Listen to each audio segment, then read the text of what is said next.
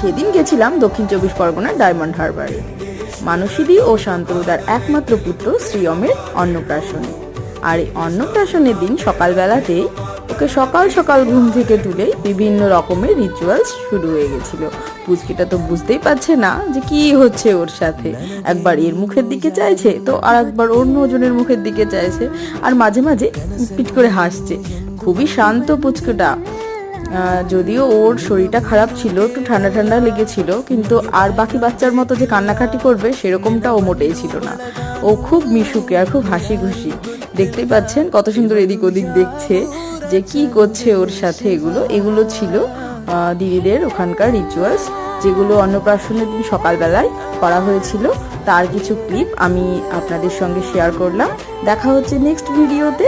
দুপুরের অনুষ্ঠানটা হয়েছিল লজে, তার কিছু ক্লিপ নিয়ে আসছি নেক্সট ভিডিওতে। টাটা।